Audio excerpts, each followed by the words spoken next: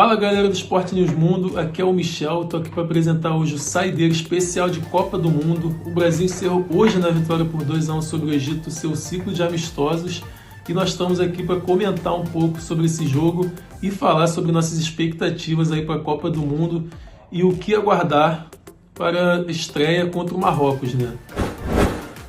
Para esse jogo de hoje a gente teve 3 voltas muito importantes ali, que foram da nossa dupla de zaga, Gabriel Magalhães e Marquinhos, e também tivemos a volta do Martinelli, né?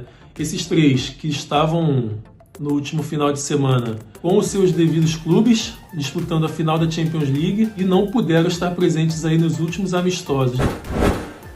Desses 3, só o Marquinhos começou como titular, o Gabriel Magalhães e o Gabriel Martinelli não começaram o jogo de hoje. O Ancelotti começou hoje numa escalação diferente da habitual que a gente já vinha acompanhando ali no 4-2-4, né? Hoje ele começou no 4-3-3, testando ali o Lucas Paquetá no meio de campo, testando o Igor Thiago como centroavante e também promovendo as mudanças ali na lateral esquerda e na zaga, né? A lateral esquerda que começou hoje com Douglas Santos no lugar do Alexandro e com o Ibanez no lugar do Léo Pereira, que havia iniciado o último jogo. Assim como no jogo contra o Panamá, o Brasil começou muito bem ali fazendo aquela pressão na saída de bola, né? E conseguiu criar algumas oportunidades até antes do gol, né? No lance do gol, uma saída ali errada de bola com o Rafinha e o Bruno Guimarães pressionando.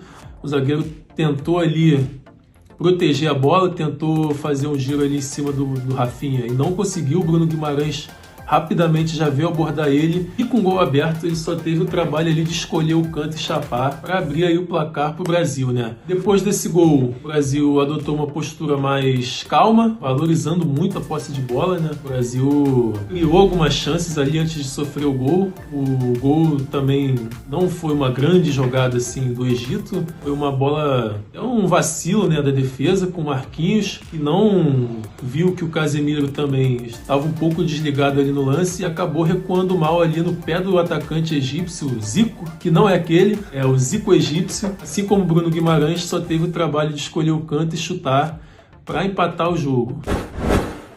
Após o gol a gente conseguiu ali notar uma postura parecida com o jogo contra o Panamá, né? Que é uma postura de um Brasil meio atordoado.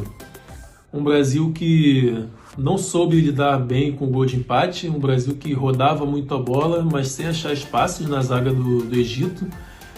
Mas um Brasil que também conseguia ali, através de jogada individual do Vini, conseguia através de alguns passes ali do Bruno Guimarães e do Paquetá, criar algumas oportunidades. A gente chegou por 2 vezes com o Igor Thiago. Na primeira chutou mal de esquerda e na segunda não conseguiu dominar com o pé bom ali para finalizar a tempo e o zagueiro egípcio veio cortando, né? A gente também teve uma chance com o Rafinha, que recebeu uma bola enfiada do Lucas Paquetá e acabou dando um drible a mais ali, né? E chutando mal de esquerda. Mas é isso, é um Brasil que depois do gol adotou uma postura mais devagar ali com a bola, uma postura mais de estudar o jogo, de rodar um pouco e tentar achar esses espaços na zaga do Egito, que não estava cedendo muitas oportunidades, né? E no final do primeiro tempo a gente teve aquele Brasil um pouco mais moroso, aquele Brasil parecido com o que a gente viu no jogo contra o Panamá na semana passada, né? O primeiro tempo foi uma atuação regular, não sofreu muito na defesa, acabou tomando gol ali num mole do Marquinhos com o Casemiro, mas um Brasil que não sofreu muito defensivamente, um Brasil que tinha bola. Isso é até um ponto a ser observado, é um Brasil que quando tem a bola, geralmente com o time titular não consegue assim, gerar grandes oportunidades, não consegue ter aquele volume de jogo. Esse primeiro tempo também, como destaque negativo, a gente teve a contusão do Wesley, a lesão, né?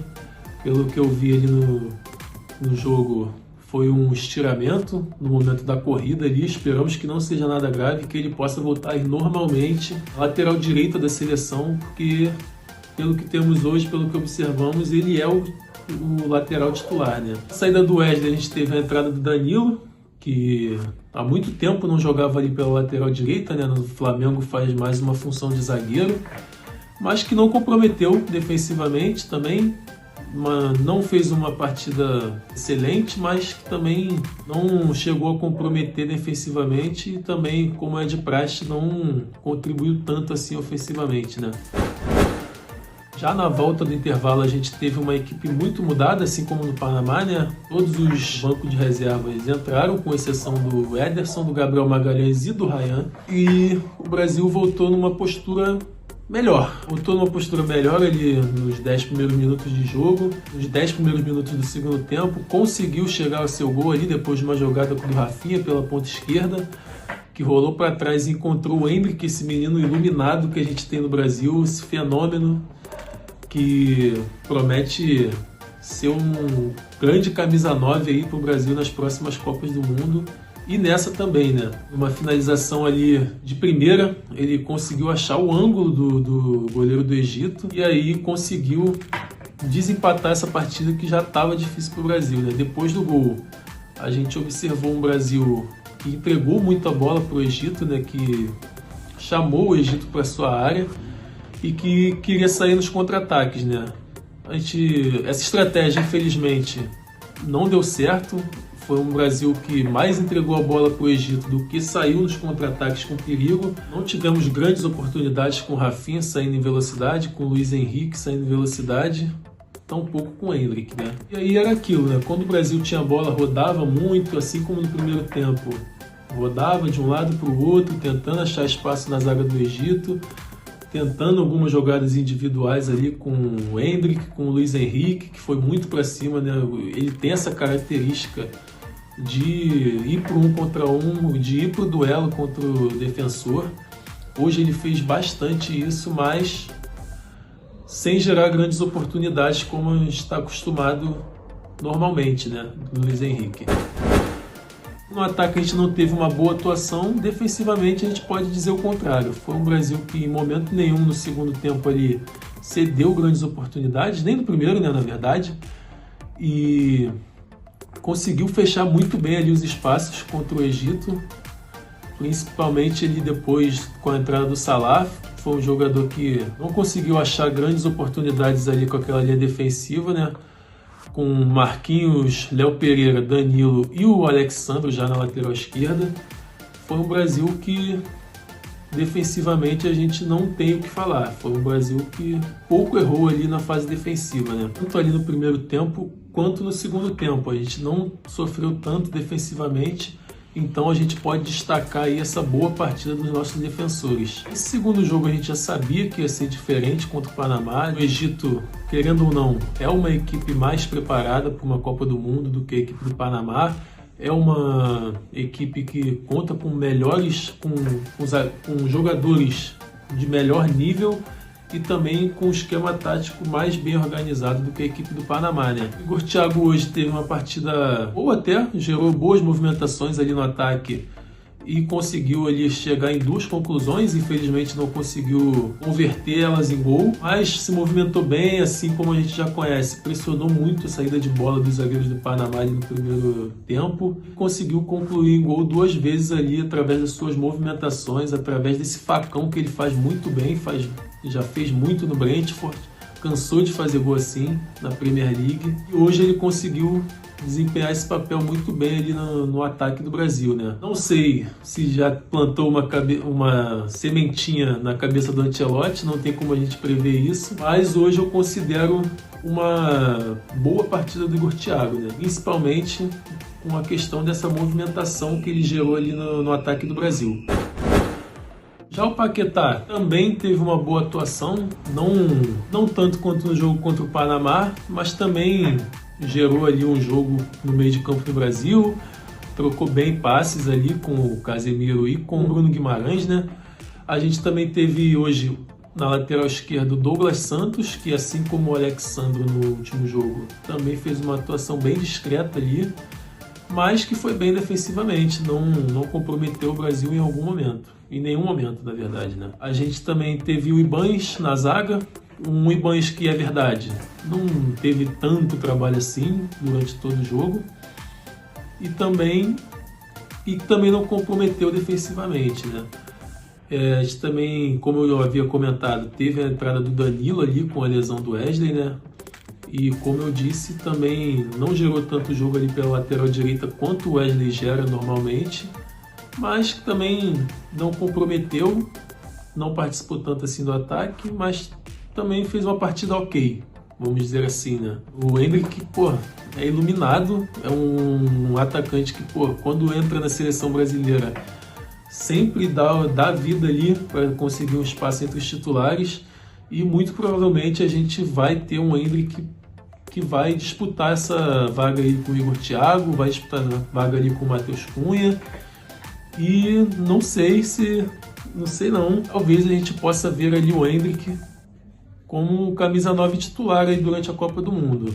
Ele que entrou bem também já contra o Panamá, entrou gerando muito jogo contra o Panamá. Hoje ele teve uma atuação mais discreta, mas quando a bola chegou ali, ele desempatou o jogo para o Brasil e decidiu hoje, né? Também não tivemos a entrada do Ryan, né? Que entrou bem no último jogo, fez gol, mas que